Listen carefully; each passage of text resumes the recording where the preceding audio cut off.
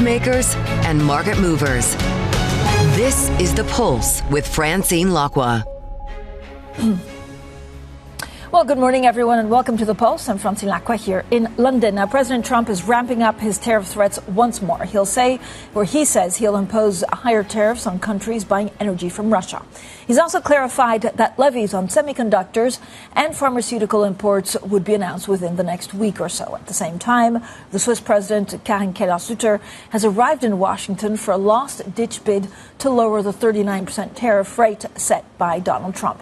In a moment, we'll discuss what all of this means for the markets with Kim Crawford from JPMorgan Asset Management. But first, let's discuss the turbulence of global trade and U.S. politics with Ross Matheson, our EMEA News Director, and Susan Lynch, our Brussels Bureau Chief. So thank you all for joining us. Suzanne, when you look at Switzerland, I mean, it feels a bit like a stab in the dark because we know that the Swiss president doesn't have a meeting with President Trump, that for the moment she's only seeing Marco Rubio, and it's unclear to me what she has to offer. Yes, I mean, the problem for Switzerland is the escaping trade surplus they have with the United States. Donald Trump has made it clear that he has an issue with that. That's what he has said consistently, really. It's countries with those trade surpluses that are really in the fire from him. So it's very difficult to know what Switzerland can offer at this stage. Obviously, gold is a big part of that export, also pharmaceuticals. And we just heard more escalatory language, really, from Donald Trump in the last 24, 48 hours about pharmaceuticals. This is a big concern for him, not only the fact that a lot of US companies are in Europe making and exporting back to America pharmaceuticals, but also the issue of drug prices and how he's going to deliver cuts to that to his own voters in the United States. So, look, difficult to see what's going to be achieved here. As you said there, she does have a meeting with Marco Rubio. He is the Secretary of State. Foreign policy matters are his focus. But let's see what today brings and whether she does clinch some kind of a meeting with someone in the NEC or on the trade side. And that is particularly, and this is the most important bit, close to Donald Trump. Yeah, and Ross, at the same time, I mean, there's just a lot, right? Donald Trump saying he'd imposed increased tariffs on countries buying energy from Russia, but also he'd raise tariffs on India very substantially, his words, over the next 24 hours.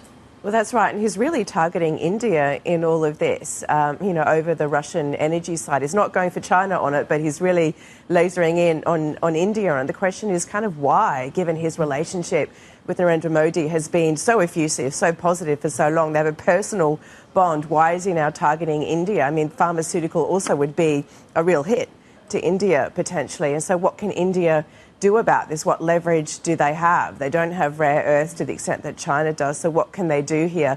Do they retaliate? Probably not. Do they stand their ground? Probably a bit. But do they do something that can offer some kind of option to Donald Trump to get him to de-escalate when it comes to specifically India? And unlike the Swiss, where the president is in town and has no particular history with Donald Trump, Narendra Modi does have that history. Can he lean on that to try and get him on the phone and try and get some kind of understanding here that will not penalise India so badly? Right now, India is saying we're continuing to buy Russian energy. Don't see why not. Indian officials are in Russia at the moment doing that. But is there something else they can do that would just offer Trump the win again, which is what really, for anyone, Switzerland, India, others, you've got to do. Give him something that is the win.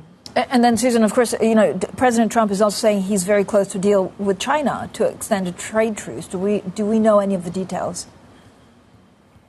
Yeah, as we just heard there, I mean, India is the focus here and not China, and that is raising some questions. I mean, it's interesting to point out that the EU has also hit Russia and China in terms of their support, India and China in terms of their support for Russia. So just a couple of weeks ago in a sanctions package, the EU hit a refinery in India that was importing Russian energy. And similarly, it hit two Chinese banks, which it accuses of facilitating Russia's war in Ukraine. So interesting here that this narrative about, punishing India in particular when it comes to Trump, but also China for helping Russia is something we're seeing now, not just in Washington, but also here in Europe.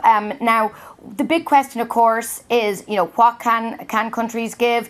Will we see the Swiss today promising more investment in the United States? We saw that from the EU. When they did their deal with Donald Trump, they promised investment in terms of energy purchases, for example, as well as private sector investment, which was very nebulous, very unclear, but commitment by European companies to spend more and invest more in the United States. We're probably going to see something along those lines from the Swiss as they try and get something in exchange from the United States. But it's going to be a big ask now to get that 39% level that Donald Trump has imposed and threatened back down for Switzerland. It's a big task. And Rosa, I mean, we're looking at trade and tariffs, of course, on a global stage. Domestically, a lot of the focus is on the Epstein case files. The Clintons have been subpoenaed by the House panel. How's it playing out internally, and actually what do we know at this point? Well, it's still kicking along no matter what Donald Trump wants this to go away, but it doesn't. And now we have the House Oversight Committee saying to the DOJ, you've got to release the full unredacted Epstein files. And that's, the head of that committee is a friend of Donald Trump's and probably being pushed by the committee. But there you've got rank and file Republicans and Democrats saying you've got to do this. We need to have more information. The Democrats are doing it because they obviously want to make life difficult for Donald Trump. But Republicans also, and that just shows the level of anger from both supporters and critics of Donald Trump's over this overhang with the Epstein files. What's in these files? What does it say, if anything, about Donald Trump? Separate to that, you've got the grand jury testimony, which Ghislaine Maxwell is trying to stop being released because she says hers is an active legal case. And so this is just continuing to filter through the US domestic mood. And a lot of rank and file Republicans quite angry at Donald Trump for looking to block all of this. The question is, does that roll on? Does it matter when it comes to things like the midterms, or is it just Washington noise in the end? Ross, thank you so much. Bloomberg's Ross Matheson, and of course our bureau chief in Brussels, Susan Lynch. Now, joining us to talk about the markets, Kim Crawford, Global Rates Portfolio Manager at JPMorgan Asset Management. Kim, as always, thank you so much for being with us. Look, there's the latest tariff threats from Donald Trump, but there's also this disappointing economic data that we saw yesterday, weakening U.S. services, sticky price pressures. What does this give you for an outlook on the markets? Yeah, so we've got, I think the biggest news from the tariff side is maybe there's less uncertainty now. There's still things that we need to find out, but we roughly know where the US average effective tariff rate is going to be. But the biggest news, like you said, has come from the labour market. And that was material news to us. So the 3-month moving average of payroll growth, it fell from 150,000 down to 35,000. The July number was weak, but you also had these significant downward revisions. And I think it puts payroll growth closer to where the rest of the data has been. But as a first-tier data set, it is an important corroboration that the labour market is indeed slowing. So I think all the downside risks that Powell was talking to the labour market last week, they have crystallised in this print. And I think the September cut is on the table for the Fed, and it's now what the onus is on the data. Perhaps just you need some pretty big upward revisions in subsequent labour market data to actually kick that cut out. Yeah, and I guess the labour market is one that we look at with a little bit more certainty than the rest because of the tariff turmoil, so that you're not 100% sure what you're looking at.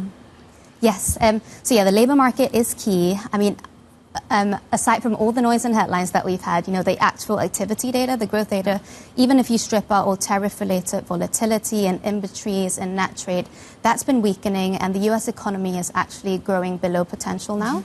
And that the weakness has been led by consumption. So we know that weakening is happening, that subtrend growth narrative is pretty firmly in place. And the question for us now is, are we on the verge of tipping into recession? For us, the answer is not yet. If you look at the labour market, you still have layoffs, you still have openings still at pretty healthy levels. And now that the tariff uncertainty is less uncertain, you could actually see the labour market maybe stabilise at these levels, but hard to see it reaccelerate. But on the growth side as well, I think private investment has remained very strong, and particularly in technology. And you've got some incentives from the fiscal bill that could keep that supported. Financial conditions also still remain pretty loose. So I think there's enough offsets to keep that economy still in that subtrend narrative. Kim, how do you look? I mean, there's just so much news, right, on tariffs and trade, but also earnings. We're right in the middle of earnings season. Some are doing much better than expected. Others, it's very clear that they're working on the margins, or at least cutting the margins. So how do you cut out, when do you get a fuller picture, actually, of what companies are doing worldwide?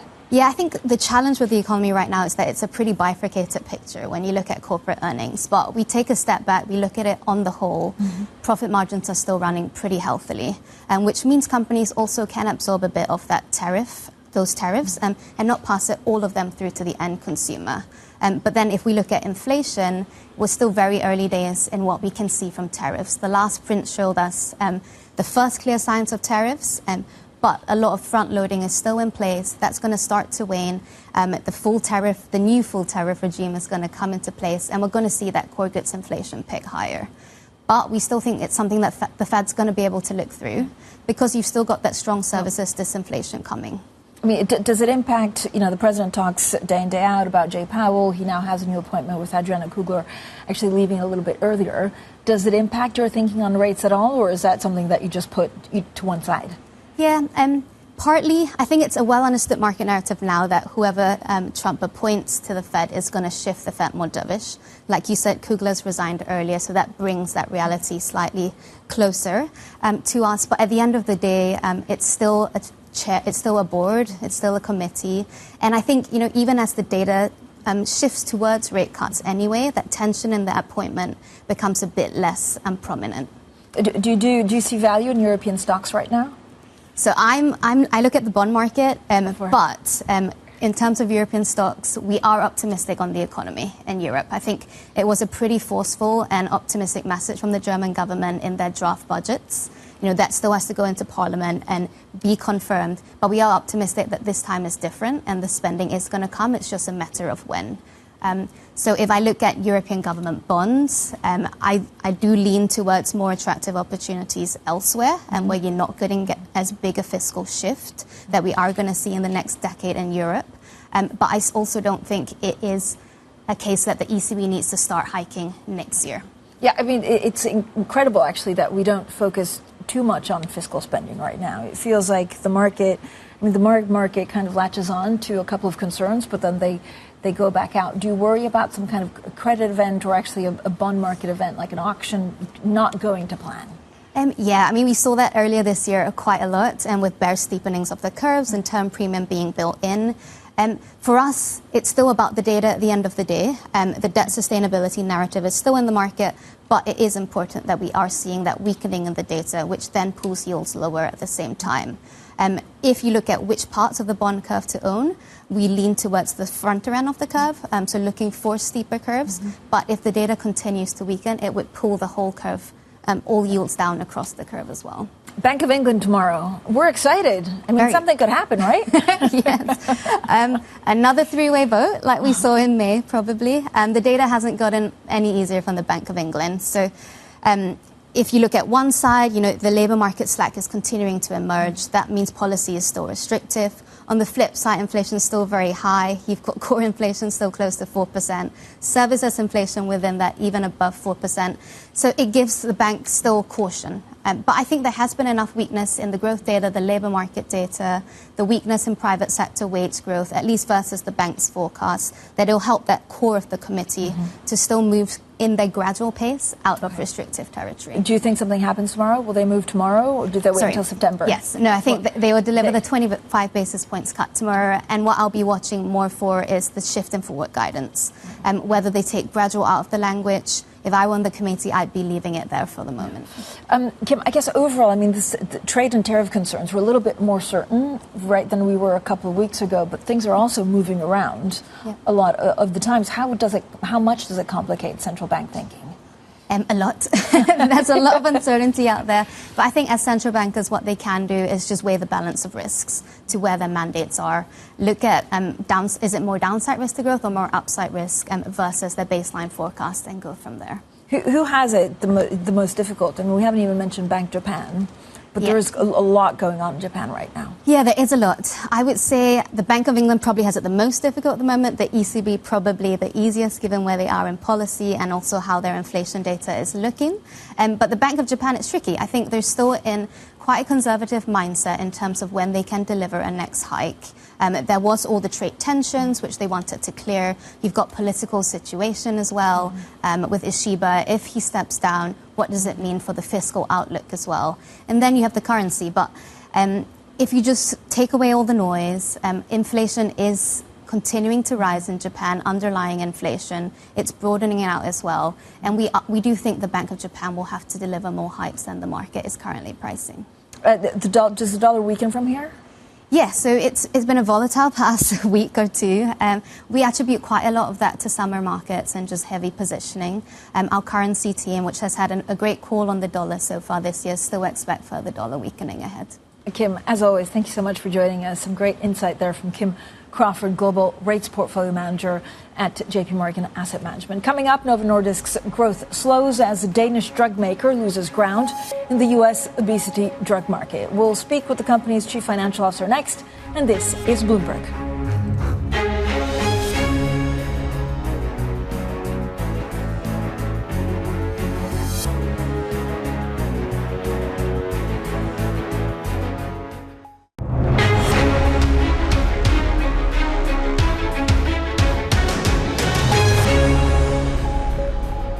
Welcome back, everyone. Now, still with us, Kim Crawford, Global Rates Portfolio Manager at JPMorgan Asset Management. Kim, we went around the world in like 10 minutes trying to figure out exactly what central banks are doing across the world. But where do you see the most value in bonds? Yeah, I think, we started with the US, so I will start there. The market has had a big move down in yields. Yes, it is pricing kind of in line with the Fed's median dot, the long run dot at 3%. Fed cutting to 3%, and then a slightly upward cycle from there. And we still see value owning bonds in the US, though. I think the economy it's on the cusp. Recession is not our base case yet, but there's still a lot of capital gains to be made owning, say, the belly of the US curve, if those shifts do happen and the Fed has to pivot more dovishly. I can see some consolidation into next week, though. We've got the inflation data, so the classic stagflationary playbook. Into inflation data, the bond market struggles to break to lower yields. So if you are worried about that, we still see lots of good opportunities globally. So if I touch on Australia, the yield curve is still what we think is pretty steep. We look at UK, I think valuations are still pretty attractive historically. And then if you look at Europe, we talked about the ECB earlier and being optimistic on growth. But if you look at the 2026 pricing for the ECB, we see good asymmetry in the market there in case things go wrong. Yeah, I mean, the ECB seems to have actually tackled it almost up front. Again, but then there's a lot of, loss spread in Italy is very different to what we're seeing, for example, in Germany because of all the fiscal spending. So are there countries where you see more value in Europe? Yeah, so Spain and Italy have been great this year. Spreads have tightened in a lot. The question is how much further can they tighten? But in Europe, we think now that the ECB is close to their end of the cutting cycle, maybe they give us one more, maybe they don't. But you're in that middle of the neutral range estimate that they have. So volatility is reduced now. That creates an attractive opportunity for risk-adjusted carry again. I think the fiscal trajectory for Italy and Spain are still looking very good. So yeah, Italy is one of our favorite markets to own as well there. Kim, as always, thank you so much for being with us. Kim Crawford, Global Rates Portfolio Manager at JPMorgan Asset Management. Now, onto a corporate, and Novo Nordisk sales have shown the weakest growth in 4 years. That's as the Danish drug maker loses ground to rising competition in the U.S. market for obesity drugs. Well, joining us now is Karsten Munk, Knudsen, the Chief Financial Officer of Novo Nordisk. Thank you so much for joining us. Sir, how does Novo actually plan to respond to President Trump's demand that drug makers immediately lower what they charge Medicaid for medicines? Good morning, and thank you for having me on your show this morning. Yeah, so we received the letter from Trump together with 17 other global pharmaceutical companies. And looking at the 4 points in the letter, I would say a lot of the ask is something that we are already doing to quite some extent. So lower prices in Medicaid. We are already providing reasonably low prices for Medicaid, which is the poor segment of the U.S. population. And establishing a cash channel for American patients for our products. That is also something we're building, as we have put in our earlier announcements. So a lot we're already doing, and then of course we'll be happy to work with the administration to ensure that patients have affordable access to our products. There have also been reports that the U.S. is weighing some 5-year plan to boost access to GLP-1 drugs in Medicare and Medicaid. How can Novo most take advantage of this? Well, so again, the starting point is truly the unmet need in society and patients benefiting from the products we spent billions to develop, and including not only the primary indications within diabetes and obesity, but also indications within cardiovascular risk reduction, chronic kidney disease, and potentially also MASH benefit that we hopefully will get on label here in the third quarter. So that's really the starting point, and our focus has always been to get out to as many patients as possible that benefits from our products. So that we're very happy to work with the administration to go out broad, and that's exactly what we're doing by both working with insurance companies, PBMs, but also building a cash channel with the telehealth providers. But can you actually avoid seeing prices drop even further because of this program? Well, so generally speaking, then with the larger and larger reach, and we're talking about millions of patients benefiting for our products. When we look at Ozempic in the US, it's almost 700,000 scripts per week, and it's a 4-week script. So we're talking about some 3 million patients or something like that on Ozempic alone. So with the broader reach, then some of the channels will entail lower prices. So we have seen our pricing come down both for Ozempic and Wegovy in the US in the past years, and that's also our expectation going forward. And I would say, especially in the obesity segment, where there's a larger cash portion, also what we've seen with compounders, then unlocking that part of the marketplace would entail a lower price point for some of the product presentations. So that's something we're looking into. Mr. Knudsen, I mean, there's also, of course, price negotiations in the U.S. next year due to ERA. Some analysts are suggesting that your prices in the U.S. could almost be halved. Is that a reasonable suggestion? It's an ongoing negotiation between us and CMS, so that I can really not speculate on at this point in time. The result and the conclusion will be available in the fourth quarter, I believe, towards the end of November is the official plan. So then we'll be able to comment more on that come November. And then it's important to note that this is a Medicare Part D negotiation IRA. Then of course the bulk of the market is for commercial, so the classic insured employer-based health plans. Could you also give me a sense about investors' concern for your experimental pipeline? So that's a real concern that we've heard from many people that follow your stock. Could you do larger deals to plug the gap with bolt-on acquisitions? Well, we're always looking for innovation, but of course internally, but also externally within the therapeutic categories that we operate in according to our strategy, and we have defined a corporate strategy that focuses on serious chronic diseases within cardiovascular, diabetes, obesity, etc. And that's really the space we're monitoring for innovation, because really the foundation for Novo Nordisk is innovation-based growth. So if we don't succeed on innovation, then of course future growth will be challenged, and then it'll be a different company. So it's a key priority. How much firepower do you have, and have you had any conversations with the Novo Nordisk Foundation, and are they willing to step up and help with the deal like they did with Catalent? Well, so I would say looking at our firepower right now, then we have one of the lowest leverages in pharma. We have a AA rating, and our leverage is 0.5 or 0.6 if we take net debt EBITDA. So just using our balance sheet, then we have a very significant firepower. So I would say for early innovation, we would have more than sufficient firepower to access that just through our normal balance sheets without talking to the foundation. And when you look at the purpose of the foundation, part of the purpose of the foundation is to provide a solid operating base for its operating companies.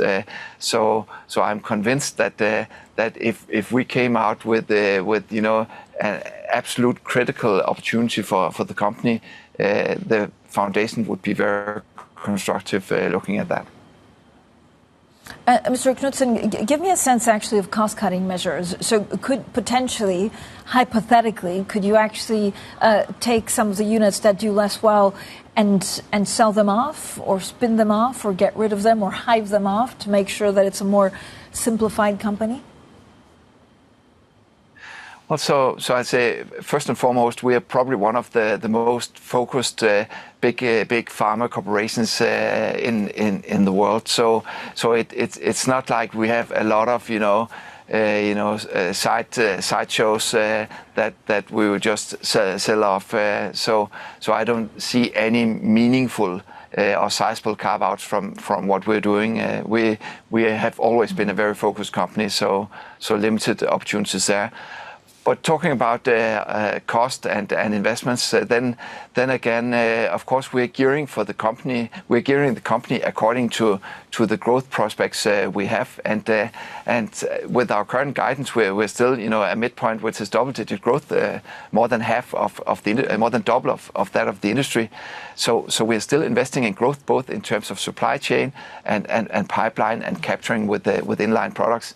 But of course, at a lower level than perhaps what we would otherwise have been doing if we were at a different run rate on our top line. Mr. Knudsen, what are you expecting from your new CEO?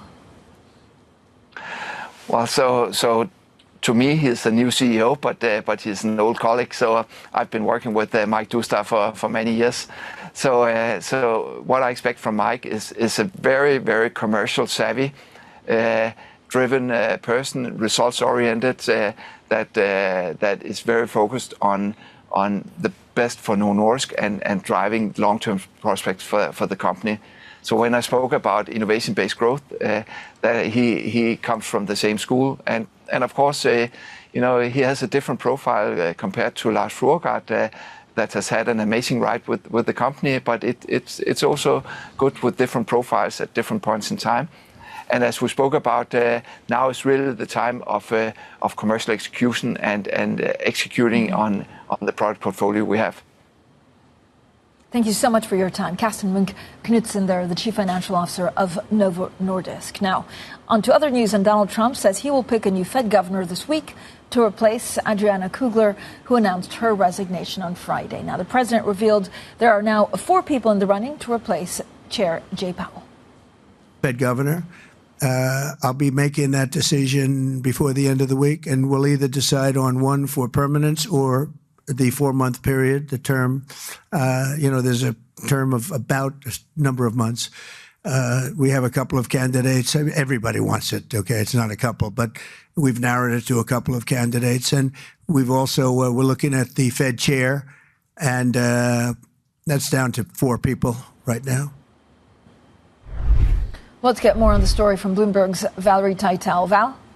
A lot of speculation on just what those 4 candidates are. We know 2 of them. He talked about them directly in the interview with CNBC earlier yesterday, calling them the 2 Kevins. That's the former Fed Governor Kevin Warsh and longtime economic ally Kevin Hassett that currently sits on the National Economic Council. But what are the other 2 that he mentioned? He did mention that Scott Bessent is no longer in the running. He wants to stay at the Treasury, leaving 2 in question. Now, this is something that could potentially jolt the markets this week, Francine. We know that Trump has said that he does want to make this pick by the end of the week. And we also know it's probably going to be a dovish candidate, but maybe that's enough for the markets to trade off of. We also have to keep an eye on economic data. We did have a miss when it came to ISM services yesterday. It came at very close to stagnating at a print of 50.1, below expectations. A lot of attention was also on the employment subcomponent that also came into contraction. One of the worst readings, actually, since the pandemic. So the market is very sensitive now to any news on the labor market after that big miss on payrolls last Friday and those massive revisions. We do have jobless claims coming tomorrow afternoon for the next hint on the labor market. But we're also keeping an eye on earnings. Francine, pre-market, it seems like it's a negative tone from earnings after the bell yesterday. AMD and Super Microcomputers, both 2 AI-related stocks, getting quite pummeled in the pre-market, shall I say. Advanced Micro Devices, this is the world's 2nd largest chip maker, down nearly nearly 5%. And this is after they warned that their China revenue is still in question. They seem not very convinced that they will get those export licenses from the Trump administration. And then Supermicro Computers, they sell big AI servers to a lot of the companies, a lot of the AI companies, down some 16%, Francine. They pulled back on their sales guidance, and this came after January, where they gave a whopping figure to the market, nearly 2 times what analysts had expected. So walking that back, seeming to have the stock in the red, down 17%. Francine. Val, thanks so much. Valerie Teitel there with the very latest on some of these market moves. Now, Swiss President Karin Keller-Sutter will meet Secretary of State Marco Rubio today as she makes a last-minute bid for a deal to lower the 39% tariff imposed last week by Donald Trump. Well, joining us now is Jan-Henrik Förster, Bloomberg's Swiss bureau chief. JH, thank you for joining us. So first of all, what does the Swiss president hope to achieve? I think she only has one hope, which is bringing the overall tariffs rate down, which is 39% at the moment. It's a disaster for the country. It was unexpected. It's higher than the rest of Europe. It's actually, in fact, it's higher than most countries. And yeah, it's a bit of an upending for an entire business model, the business model of Switzerland, which is we are a small country open to the world, free trade, and we hammer out bilateral agreements with all sorts of blocs, and then we export our goods to everybody because they are great. And this seems not to work anymore. Trump has been very focused on the trade surplus Switzerland is running. He basically said this is stealing from us. Switzerland would probably say, oh, it's we just have more competitive products. And that's basically what we've been doing over the past decades. And that's kind of the situation. So her overall goal, which is Karin Keller-Sutter, is bringing this 39% down. Actually, I mean, I can't tell you what the floor is, but any improvement on that front would be a success at this stage. You did make me giggle saying that you have good exports. The chocolate is pretty great. What concessions could the president offer, the Swiss president offer that aren't too politically costly? Well, yeah, if you want to negotiate, you need to have something to offer. The honest answer, I think, at the moment, and the Swiss will probably say the same behind closed doors, there's not much they can offer at this stage. You know, there have been a few strands. One is Switzerland is buying a fighter jet, F-35, from the States. You know, they could say we buy a couple of more, or maybe 10 more, or a dozen more. This would then go to a referendum, so you kick the can further down the road. That would be one potential concession. You can, you know, one big focus has been for the trade surplus, Switzerland's gold exports, which is mainly refining, so it's being processed in Switzerland. It doesn't really add much to GDP or anything, but you can say, look, we introduce an export tax on these gold refiners, so you basically sacrifice your gold refining industry. And then I guess the other answer is companies would have to say, look, we are doubling down on our investments in the US. In fact, some companies are doing that already, right? Roche and Novartis have been very vocal about it on R&D investments in the tens of billions. So that is quite significant. So I guess anything you can do to get the number up would be a potential concession. Otherwise, not that much they can do. So interesting. Jan-Henrik, thank you so much for joining us. Bloomberg's Swiss bureau chief, Jan-Henrik Förster. And let's see, actually, if the Swiss president can also meet the president of the United States. Now, the U.S. Special Envoy Steve Witkoff has arrived in Moscow for meetings with officials, according to Russian media. Now, it comes as the Kremlin mulls an air-truce with Ukraine ahead of Trump's August 8th deadline. We're now joined by Mark Champion, who covers international affairs for Bloomberg Opinion. Mark, thank you for joining us. Really great stories and columns, actually, that you've written in the last couple of weeks. What should we be expecting from meetings in Moscow today? Well, it's a very good question. You know, it's not quite. This is Witkoff's fourth trip to Moscow, and you know, arguably, it's going to be the hardest. Previous ones, he was basically sent there to be nice, and this one, in principle, you know, the U.S. is threatening tariffs on secondary tariffs on Russian oil exports, which would be a very significant hit to the Russian economy. So, you know, it's not really clear, I think, whether Witkoff is going to come away with, having delivered his tough ultimatum, and, then we've got a couple of days for Russia to meet it. Or if what he's really looking for is something that he can go away with, that everyone can save face, and that they can either be delays to the ultimatum or some sort of renewed effort at a ceasefire. So, it's hard to say really, what exactly it is that the White House wants. So President Trump also threatened to impose 100% secondary sanctions, Mark, on Russian oil, and then said he never mentioned actually a percentage. What are the implications that he might be worrying about? Well, so the first of all is, prices at the pump. He said we don't need to worry because we pump so much oil, we just pump a bit more, and, so we'll be able to produce our way out of any price increase. If you take 9% of global supplies off the market, which is roughly what removing the Russian oil would do, it could be a very substantial hit. So he says he's not worried about that. The second problem is that the customers who are buying this oil are India and China. Both are obviously very large players, much harder to push around than a small country, for example, like Switzerland. So, this is a kind of large, a board game on a very large board. And, what exactly advice he's getting as to, what will happen with India, what will happen with China. Again, a lot will depend on the kinds of risks he's willing to take. And the one thing that we know is that he's annoyed by the way that Putin has ignored him, but he's not committed to the defense of Ukraine in the way that, for example, he's committed to his trade policies. All right, Mark, thanks so much. Mark Champion there from Bloomberg Opinion. Now, coming up, Commerzbank announces plans for €1 billion buyback as second quarter net interest income beats estimates. We'll discuss the details next. And this is Bloomberg.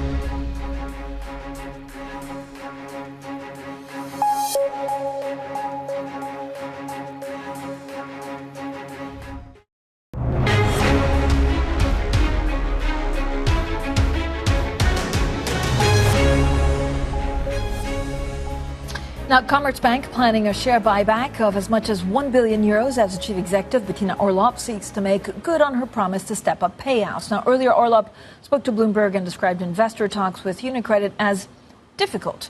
UniCredit took a stake in Commerzbank and is considered the takeover bid of its European rival. Well, here's some of that interview.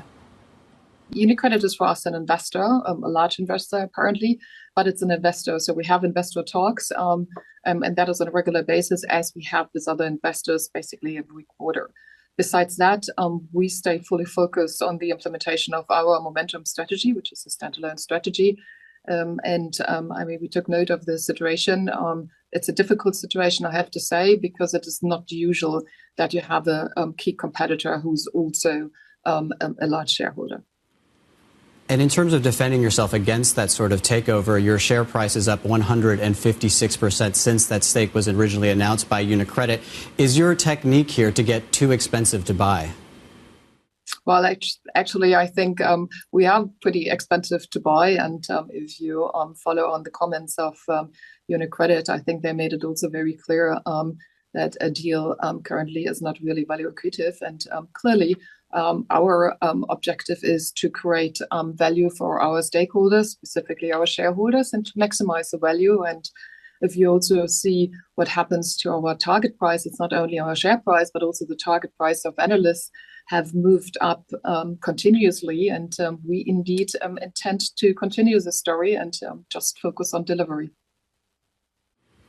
Hi, Bettina. It's Valerie. You mentioned there creating value for shareholders. Is acquisitions something that you're looking at in order to create that value? You've repeatedly said that you're looking for relatively small acquisitions, but little has happened. Are there any fresh developments on that front? No, I mean, we continuously keep looking, and it's, as you said, it's more smaller acquisitions, but we also always said that they need to fit our requirements. We have very clear targets out there. A return on tangible equity of 15% up to 2028, and also a 50% cost-income ratio. So we need to be cautious. Whatever we do as acquisition needs to help us on this path. and that's the threshold every acquisition needs to take. Well, that was Bettina Orlopp, Commerzbank chief executive, speaking to Bloomberg, and especially Oliver Crook, who joins us now. Ollie, I mean, it seems, look, she's definitely under pressure because of the UniCredit advances.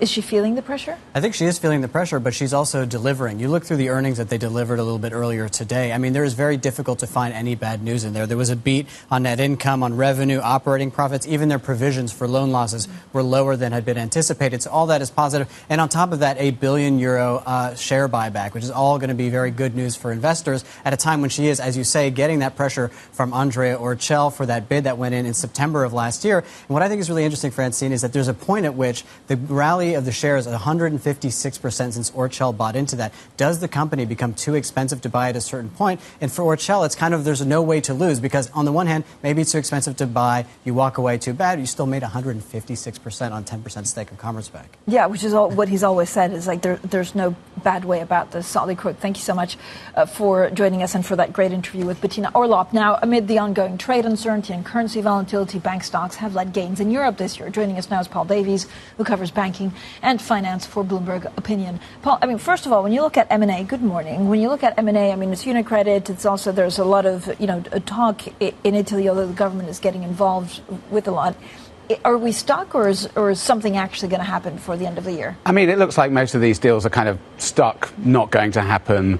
As Ollie was saying, Commerzbank has done incredibly well in its own kind of self-repair job and has become too expensive for Orcel to go through with an offer at this point. I mean, he's already kind of said in the past that that's the case. I mean, they've changed the way they are hedging their stake through all of the derivatives and so on that they have, so that they can now be protected if the shares fall, but still make some money if they continue to rise. So he kind of wins. He still wins. It's still been a great investment for them. But in terms of M&A, I don't think it's going to happen. And he's already backed away from the Banco BPM bid as well because of Italy's use of the golden power and restrictions and so on. So for them, at least, it's definitely stuck. What happens between Mediobanca and actually Monte Paschi?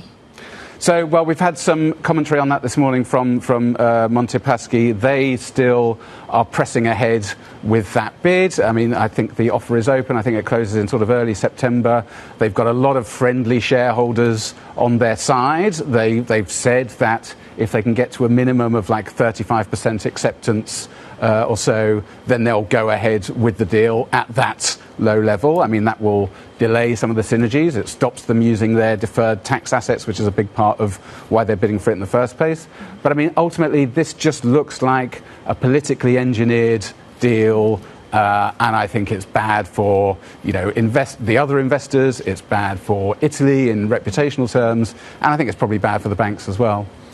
Paul, I mean, there's a lot going on actually in the banking space, especially as the Swiss president, who was one of the architects also of this possible huge levy on UBS for capital, is in Washington.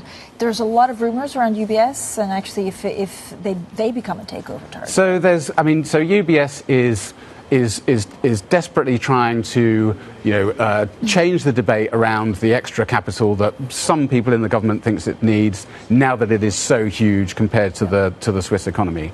And they have spoken in, on and off the record terms, or there's been kind of leaks to media about some of the more radical things that could happen if the capital regime changes in particularly harsh ways. One of those is potentially moving their headquarters elsewhere.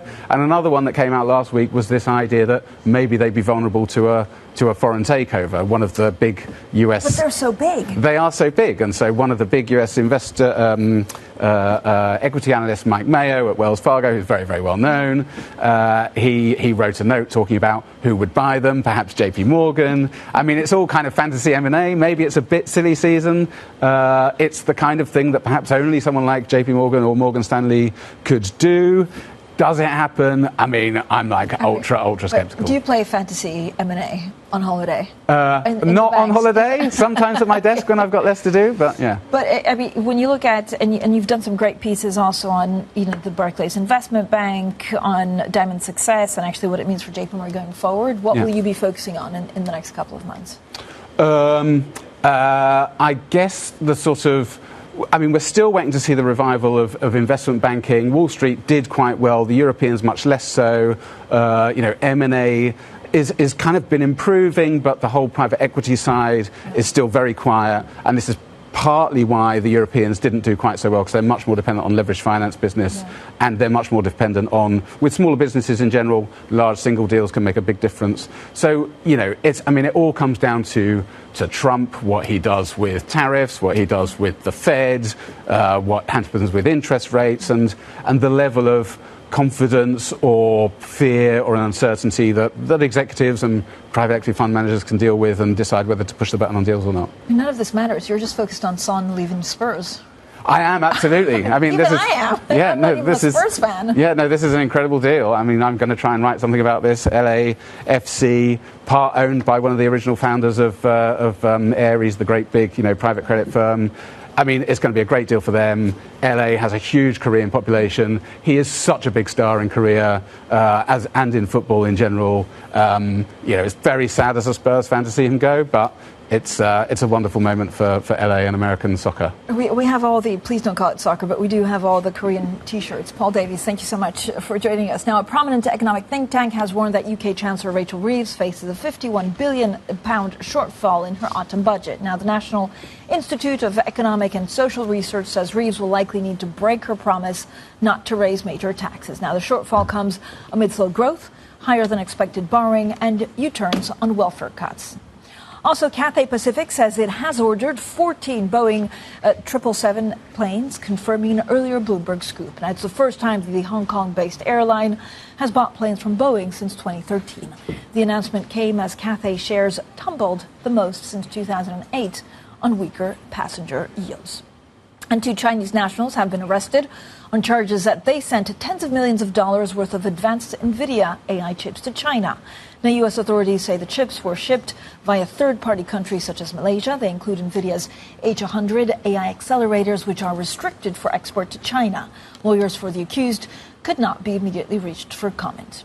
Bloomberg has also learned that OpenAI is in early talks for a secondary share sale that could value the company at around $500 billion. Now, sources say investors, including Thrive Capital, are looking to buy shares from current and former employees. Now, OpenAI was previously valued at $300 billion after a funding round led by SoftBank in April. Let's bring in Peter Elstrom, who is our executive editor for Global Technology. Peter, $500 billion. I mean, suddenly everything changes in terms of valuations for the big leaders. Yeah, it's quite a scoop. I mean, really, this is OpenAI trying to reward some of its employees, its current employees and its former employees. Back in the old days, startups just didn't do this sort of thing. They didn't want people to be able to cash out of their stock, partly because they thought it would maybe lose some interest in the company. Also, they didn't want them to get too rich that they were going to lose some of that hunger that they need to really build up a startup. But what we're seeing here is very, very different. So these employees would be able to sell some of their stock. They'd be able to cash in a little bit while they stay at the company. This happens amid a really ferocious talent war within Silicon Valley, where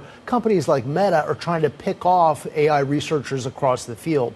Meta was successful in taking some of OpenAI's researchers, and so now Sam Altman and the team there are deciding they're going to try to reward these employees in some sort of way so that they can actually have some of the money. They don't need to go someplace else. They'll be able to cash in. So it would be recognition of that value, and it's a very sharp increase in the valuation from, as you say, just March, April. Yeah, I mean, it seems like a smart business plan, honestly, to keep your employees, right? The talent in this kind of industry must be fierce. Absolutely. I mean, we've seen these offers from Meta, but Meta has been the most aggressive. I think Mark Zuckerberg believes that they're a little bit behind in AI, behind OpenAI and Google in particular. So he's paying up for talent to build what they call the superintelligence group. One offer came in at $1 billion for one employee. You've got hundreds of millions of dollars per year offered to some of these employees. So OpenAI has to play in that field. It's very competitive now. Okay, AMD. Talk to me about AMD. I mean, it wasn't too bad, but actually they were underwhelming, and the share price getting slammed. It seems like a reflection of the AI market right now. Expectations are so high. AMD's stock is the best performing among the chip makers this year, so far this year before this report. Their shares were up about 45% this year. So expectations were very high. The numbers were actually pretty good. They beat revenue in the second quarter. They gave a forecast that was actually better for the third quarter. But there's some concerns around the China market and exactly how they're going to be able to capitalize on selling chips into the China market. AMD, of course, has seen this big growth in AI chips in competition with Nvidia. They finally have a lineup that's pretty good that could compete with Nvidia as they're beginning to gain some market share.